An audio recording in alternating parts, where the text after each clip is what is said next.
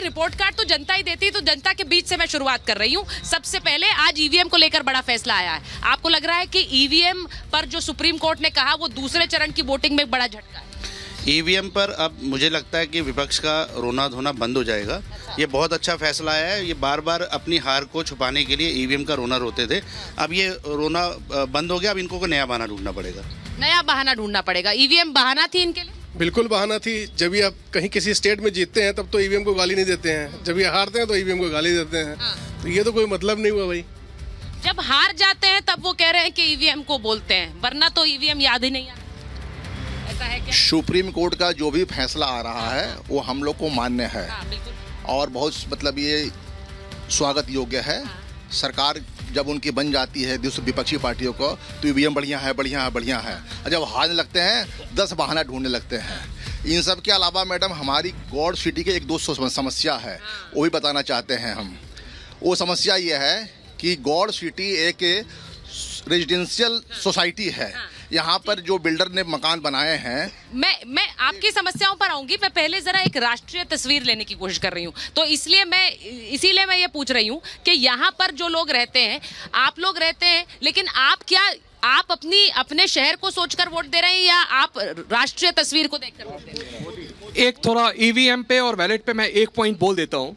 Wallet की जो संस्कृति थी वो बंदूक और गुंडागर्दी की संस्कृति थी, और इसीलिए समाजवादी पार्टी आरजेडी ये लोग चाहती हैं कि जब वैलेट होगी तो बंदूक लेके जाएंगे और जबरदस्ती वोट डलवाएंगे और बक्सा लेके गायब हो जाएंगे। उसमें कभी इंक डाल देंगे, कभी उसमें आग लगा देंगे।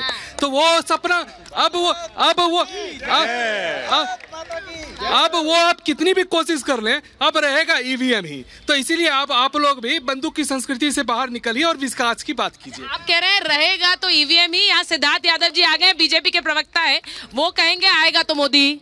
निश्चित रूप से, क्यों नहीं। आप पूछ लीजिए किसी से भी, यहाँ पे एक एक जन जानता है। ये जो ढकोसला इतने दिन से चला रहे थे कि ईवीएम है, ईवीएम है, 40 बार पहले सुप्रीम कोर्ट से शपथ खा के आए थे, 41 बार आज खाई। अब जिनका रास्ता साफ हो गया, जिनको पता था दाल गलनी नहीं, अब बहाना भी नहीं बचा। दुख तो इस बात का है, पहले इनके पास बहाना तो था, कह देते थे ईवीएम में ऐसा हुआ वैसा हुआ।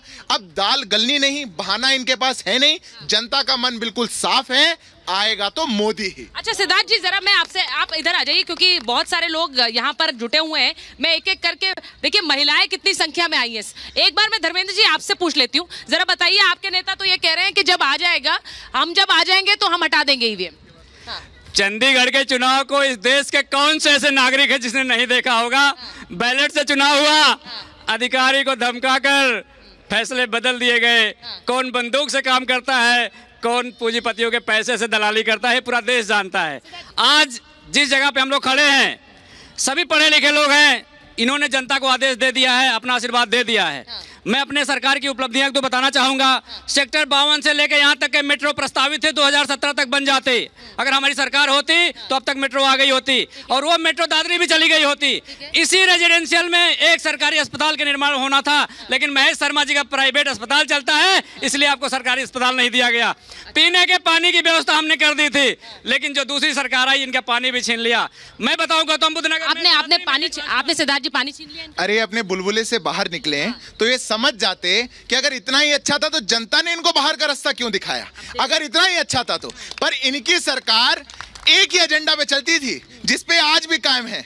इनको तो जाना है मुख्तार अंसारी के जनाजे में, इनको तो जाना है ऐसे लोगों के में जो अपराधी हैं, उनके साथ खड़ा होना है। विकास के साथ अगर कभी भी समाजवादी खड़े हुए होते तो इनकी आज ये दुर्दशा नहीं होती जो है। अच्छा, जो विकास की बात कर रहे हैं, मैं एक बार धर्मेंद्र जी एक बार विकास की बात कर रहे हैं। आज प्रधानमंत्री, जब सिद्धार्थ यादव जी आए हैं, वो कह रहे हैं, उन्होंने मुख्तार अंसार की बात की। आज प्रधानमंत्री ने कहा कि ये सब तुष्टीकरण की राजनीति करते हैं मिलकर। कांग्रेस कर रही है कर्नाटक में, साथ आरजेडी भी दे रही है और साथ टीएमसी भी दे रही है। पाशा पहले तो मैं अपने साथी के इस दावे पर कि विकास की बात इन्होंने की, जनता दूरबीन से ढूंढ रही है कि विकास है कहाँ। ये कौन महान पुरुष हैं विकास जो कहाँ छुपे हुए हैं, जनता को दिखाई नहीं दे रहे हैं।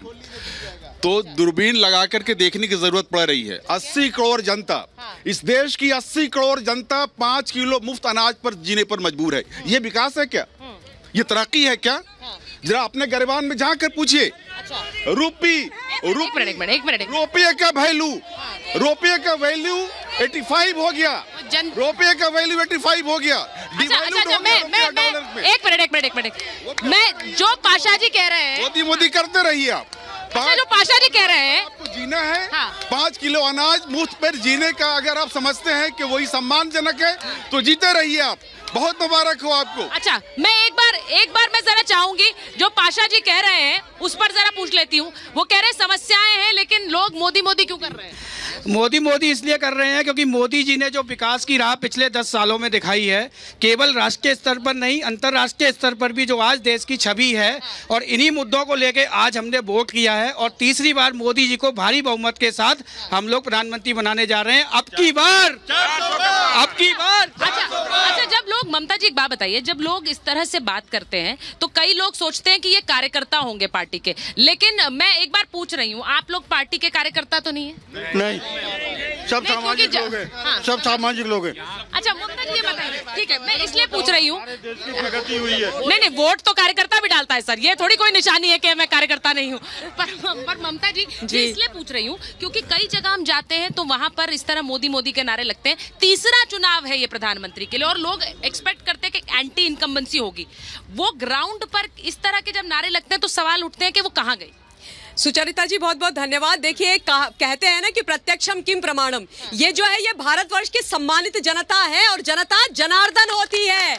और आज जनता जनार्दन की इन तालियों की गड़गड़ाहट जो है ना, ये समाजवादी पार्टी, कांग्रेस और ये जो इंडिया अलायंस बना है, इनको चुभ रही होगी। क्यों? क्योंकि ये सच की ताकत है, ये मोदी जी की ताकत है। और मोदी जी ने इन लोगों को कमाया है अपनी मेहनत से, अपनी तपस्या से, अपने काम से। नरेंद्र दामोदर दास मोदी जी वो प्रधानमंत्री हैं जिन्होंने लोगों के दिलों के अंदर अपनी जगह बनाई है। कैसे? काम करके। अभी एक भाई साहब कह रहे थे कि 80 करोड़ लोगों को मुफ्त में राशन दे दी तो बड़ी बात हो गई, आप दे देते। आपने तो 80 लोगों को नहीं दी, 80 पैसे की नहीं दी। अरे आज इस देश के अंदर मोदी जी ने 50 से 55 करोड़ लोगों को 5 लाख रुपए का बीमा दिया, आयुष्मान भारत योजना। और इन लोगों के समय पर चाहे सपा हो, बसपा हो, कांग्रेस हो, कोई भी हो, ये लोग गरीब लोगों को मरने के लिए छोड़ देते थे। सुचरिता जी, अगर किसी गरीब के घर में कोई बीमार हो जाता था, वो चिंता से मर जाता था कि अब अपना घर बेचूं, गाय बेचूं, अपनी जमीन का टुकड़ा बेचूं, क्या बेचूं। लेकिन आज मोदी जी जो कर रहे हैं वो आप लोगों को दिखेगा नहीं। क्यों? क्योंकि आप परिवारवाद, वंशवाद और भ्रष्टाचार युक्त लोग हो। मैं ममता जी एक जल्दी से सवाल दुष्यंत जी से लेकर आती हूँ, लेकिन मैं चाहूंगी कि आप एक बार महिलाओं के बीच आए, क्योंकि महिलाओं का जो एक सपोर्ट है वो जिस तरफ जाता है वहां चुनाव जाता है, ऐसा कहा जाता है। तो इसीलिए ममता जी मैं एक बार आ रही हूँ, लेकिन मुझे जरा बताइए, दुष्यंत जी जरा बताइए, आपने सुन लिया, वो कह रहे हैं कि यहाँ पर तो लूट मची हुई थी और इसीलिए वो परिवारों की लूट के रूप में भी नजर आता है। देखिए, जो आपने देखा फ्लाईओवर यहाँ से सेक्टर 18 तक बना हुआ है, वो किसने बनाया? आदरणीय अखिलेश यादव जी ने। ग्रेटर नोएडा किसने बनाया? आदरणीय मुलायम सिंह यादव जी ने। अरे गठबंधन धर्म न बांटे। अरे तो मैं सत्य बता रहा हूँ, नोएडा के लोग सपा वालों की तारीफ कर रहे हैं। मैं तारीफ नहीं कर रहा, सच्चाई बता रहा हूँ। तारीफ आपको लग रही होगी। नोएडा किसने बनाया? कांग्रेस पार्टी ने। अभी ईवीएम के बारे में हमारे साथी उधर से कह रहे थे, जनता जनार्दन, कि भाई ईवीएम, और हमारे भाजपा के साथी भी कह रहे, ईवीएम के ऊपर सबसे पहला सवाल उठाने वाले भारत रत्न पितामह भीष्म भारतीय जनता पार्टी के नेता श्रीलाल कृष्ण आडवाणी जी थे। जीवीएल नरसिम्हा राव, जिनको राज्यसभा दी गई भारतीय जनता पार्टी के द्वारा, उन्होंने ईवीएम में कैसे हेरफेर होती है उसके ऊपर पूरा किताब लिखा है। तो आप ही अपनी चित्त, अपनी पट, सुविधा अनुसार, मौके के अनुसार से रंग रूप बदल लेते हैं। ये